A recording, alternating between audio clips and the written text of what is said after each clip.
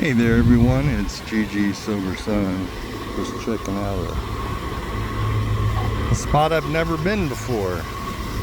It's a massive turtle. About a foot long. Looking like he's wanting me to chuck some food in there, but unfortunately I do not have any, Mr. Turtle. Mr. Turtle. Anyway, just to give a better view here, there's Old Brooks Bridge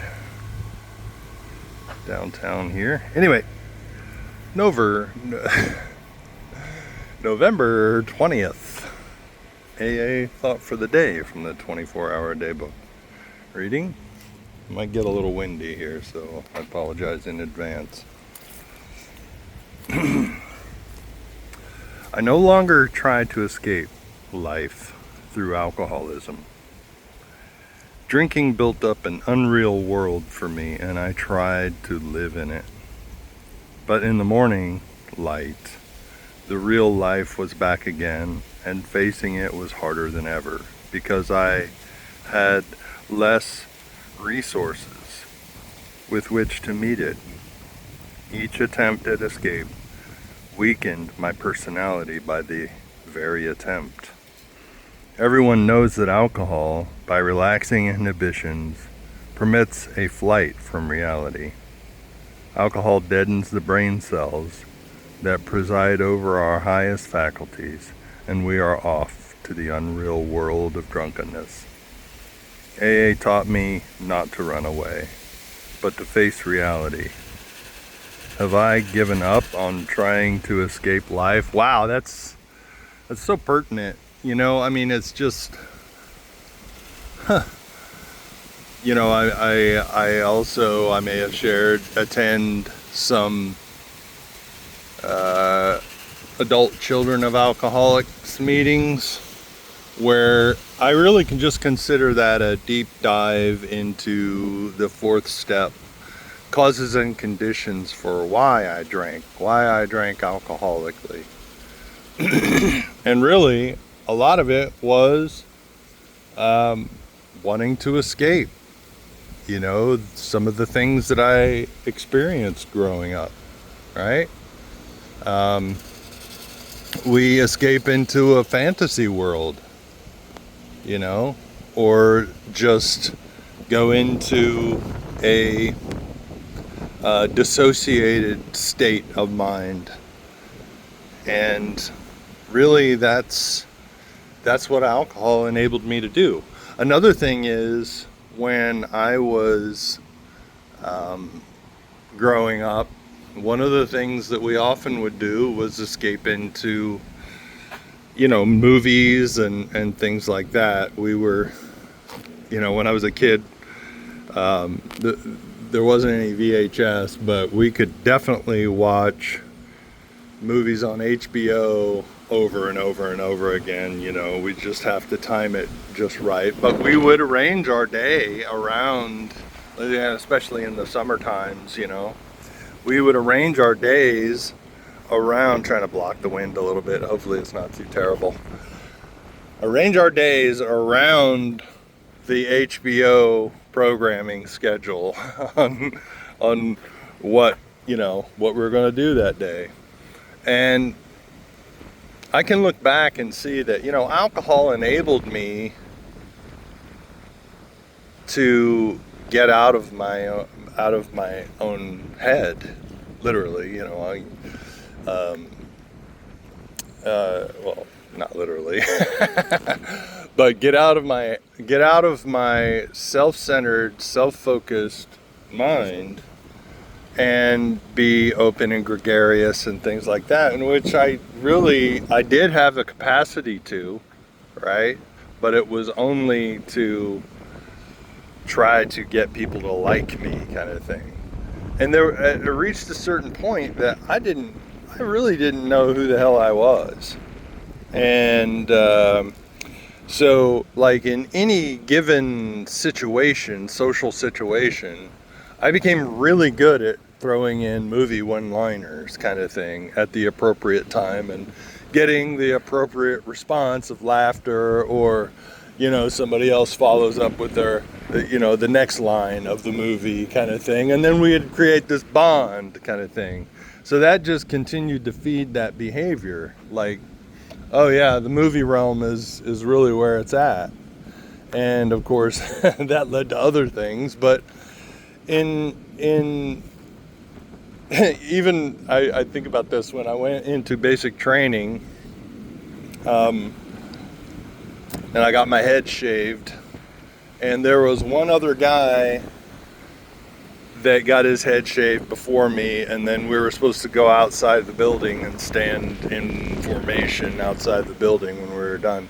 And so I ran out and laughing started rubbing his head, and because I saw that in the movie Officer and a Gentleman. And I thought it was appropriate. Well, it wasn't very appropriate, especially for him. He ended up being like in charge of all the other knuckleheads, and he just really didn't like me right from the start, and I couldn't understand why. And here's where the book says we step on the toes of our fellows and they retaliate. Sometimes they hurt us, seemingly unprovoked, but when we look back, we can trace back where we had made decisions based on self that later placed us in a position to be hurt. And that's exactly,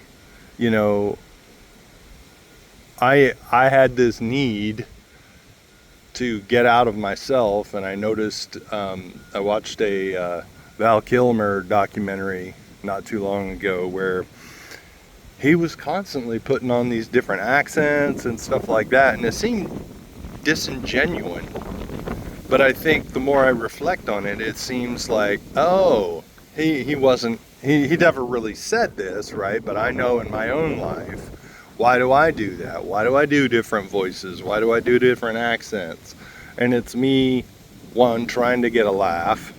Two, maybe there's some underlying insecurities that I'm not, that I hadn't yet faced. And so, it's just kind of like the 10th step stuff. When these crop up, selfishness, dishonesty, resentment, fear, insecurity, vulnerability, when these crop up, we stop and ask God to remove it if it's uncomfortable. But sometimes we need to lean into it and still turn to God, but just say, God, show me where this is coming from. Show me how to be more of a genuine human being rather than constantly trying to create these characters. Now these days I can also, go to auditions and stuff like that and play, take roles, background roles and stuff like that, where I get an opportunity to put all that stuff that were defense mechanisms from growing up, and monetize it, I guess.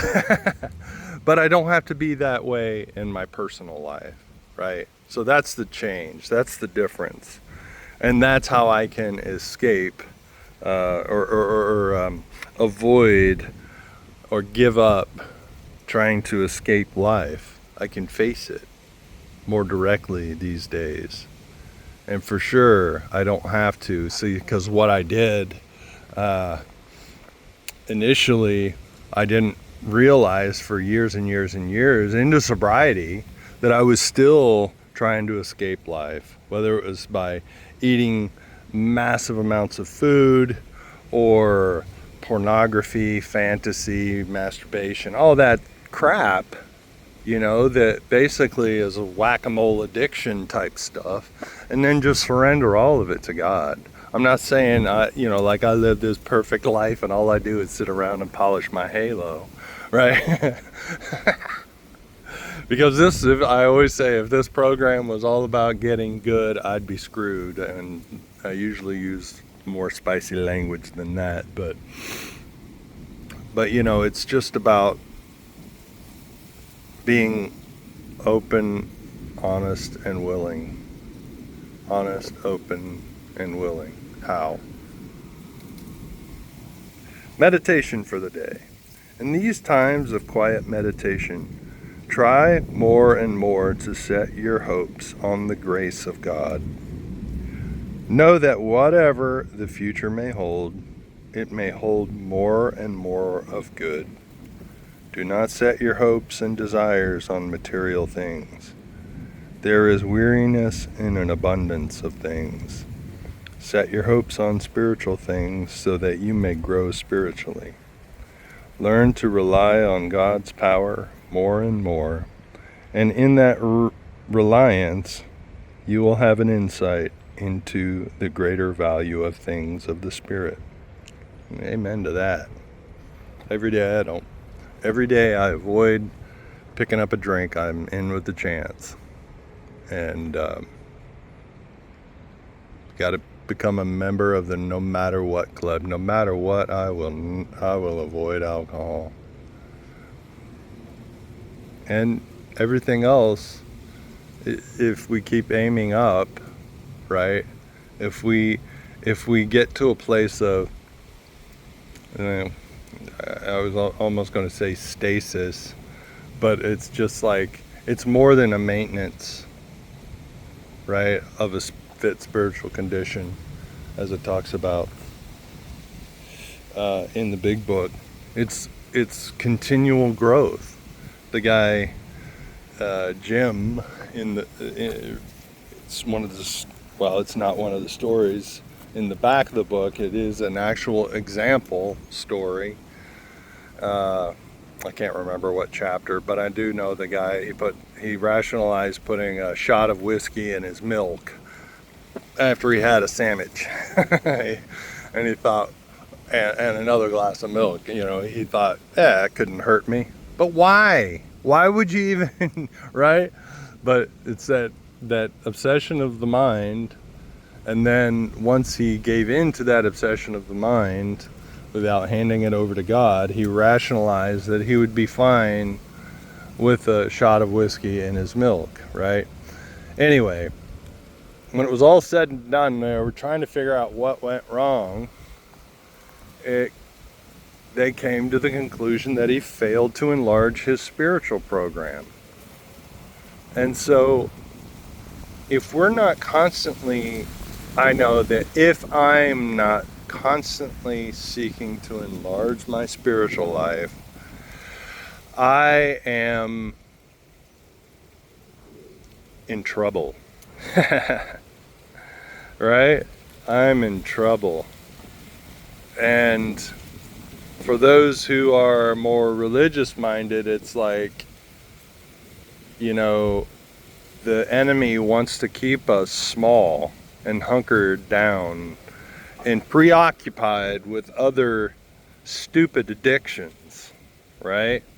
Because if we shed all of that, right, we're going to rise to a height and become a brighter light for others to see and to perhaps follow.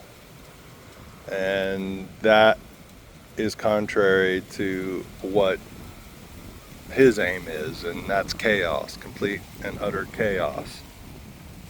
Prayer for the day. I pray that I may not be overwhelmed by material things. I pray that I may realize the higher value of spiritual things. And again, if we're preoccupied with getting all the toys, getting all the things, and getting, the trophy wife, that's all material stuff. And we can present a doggone good image and still be hollow inside, right? When I think I came at it, well, I don't know. My spiritual path has been rough and rocky and starts and stops and things like that. But I really feel like I'm in a good space spiritually. And I do feel as though I earnestly seek the more spiritual things in life. And it's a good deal. It's a doggone good deal, because it doesn't matter what you look like or where you come from or what you've been through. You know, it says that the proper use of the will is to seek God's will. It says it right there in the book, in the big book. And that's the most important thing for me. And I hope y'all keep coming back. Thanks for letting me share. Look up, aim up, rise up.